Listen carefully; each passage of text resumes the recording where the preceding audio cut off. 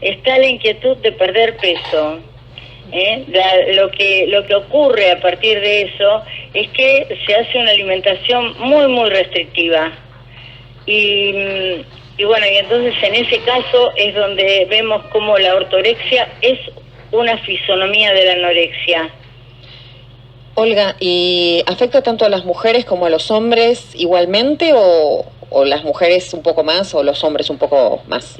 Bueno, este tipo de patologías tienen mayor incidencia en las mujeres, bastante más alto en mujeres es el porcentaje de casos, pero sinceramente tengo que confirmarles que hay muchísima más presencia de hombres que en los últimos tiempos han aparecido muchísimos casos también en hombres, en donde esto se combina muchísimo también con la vigorexia, o sea, el cuidado de la elección de alimentos para conseguir musculatura, para conseguir proteínas, para desarrollar un cuerpo con un modelo casi defensivo, en donde los torsos parecen casi acorazados, ¿no? Sí. Entonces, quiero decir que realmente está afectando también a los hombres. Estaba pensando mientras hablabas de la incidencia también que tenemos en esto, los medios, ¿no? Esto de difundir nuevas maneras de cuidarse, nuevas dietas y el modelo que estamos vendiendo sobre todo a las adolescentes, que son las más afectadas de lo que es la belleza en la actualidad. Sí, lamentablemente las neurosis de todos los tiempos fueron afectadas por las posiciones culturales, y la cultura de la posmodernidad es la cultura de la delgadez. Nadie piensa el éxito si no es de la mano de la delgadez. Que alguien le diga a otra persona, ¡ay, estás más delgada!, ha pasado a ser un elogio. Sí. Y no siempre tendría por qué serlo. Digamos, entonces la delgadez pasó a ser como un atributo que cuando es en exceso realmente sería un atributo mortífero, porque de hecho hay personas que llegan a la muerte con tal de conseguir el máximo de delgadez, a tal punto de exceder lo que su propia estructura de fisonomía y de imagen corporal puede soportar. Digamos, hay personas que van al punto de lo que llamamos piel y hueso. Sí. Bueno, se llega a ese punto. Ya que los más afectados son los adolescentes, ¿los padres prestan atención a esto? ¿Les llama la atención que su hija empiece a comer demasiado sano, que cuente las calorías? ¿Se dan cuenta de lo que le está sucediendo? Mira, gracias a programas como este, y en donde de alguna manera es una apuesta a la prevención, porque la prevención se consigue con información. Hay mucha gente que ha empezado a tomar conciencia y hace una consulta bastante rápido, y cuando las consultas son previas, son rápidas, tenemos mayores chances de éxito en el tratamiento.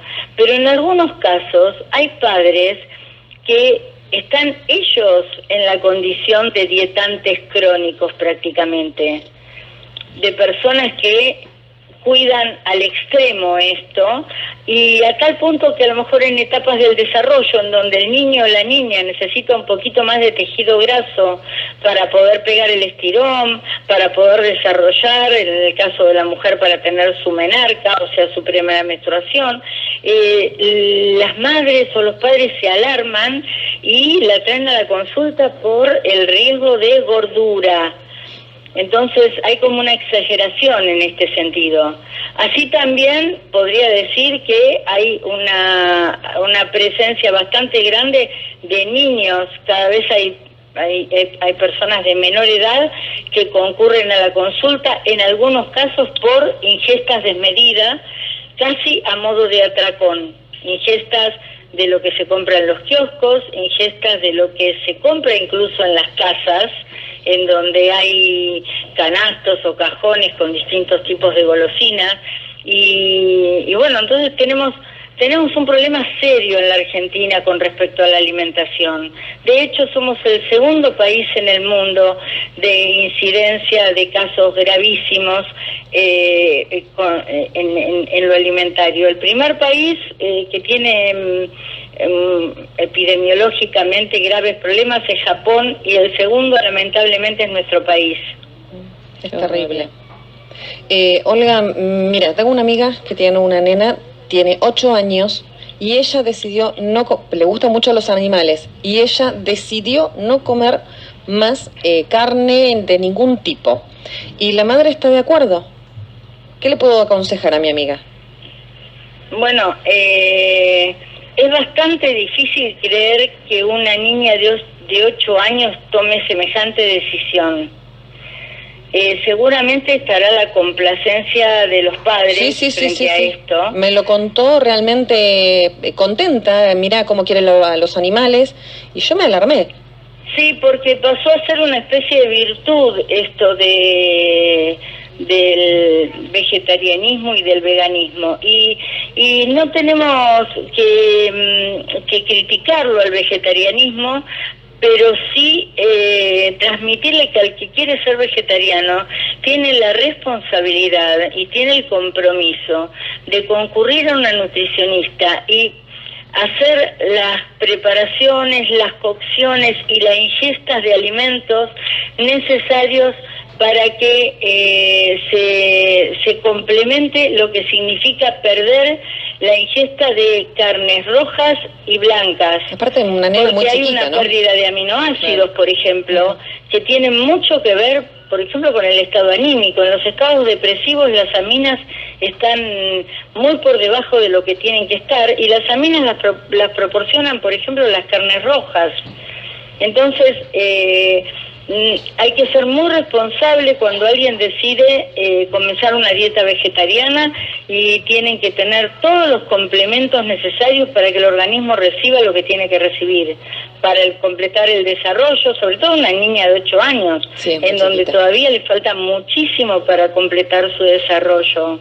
Hay tratamiento para este trastorno, ¿verdad? Sí, hay tratamiento. Lo que quiero decir es que esto se trata y que tiene cura, y que la ortorexia, que es esta obsesión por la, entre comillas, comida sana, es la fisonomía de la anorexia de nuestros tiempos. Está virando la anorexia a presentarse de esta manera, que es una manera como un poco más encubridora, ¿no? Y entonces pareciera que las intenciones son buenas, que esto es saludable, pero a posteriori nos damos cuenta que de lo que se trata es de perder más y más peso. Es como vos decías, si el chico ya desde muy pequeño se cría viendo a la madre que hace dieta, que separa los alimentos, seguramente termine haciendo lo mismo, ¿no? Y sí, digamos, hay una identificación con la modalidad familiar. Por eso es tan importante que los padres revisen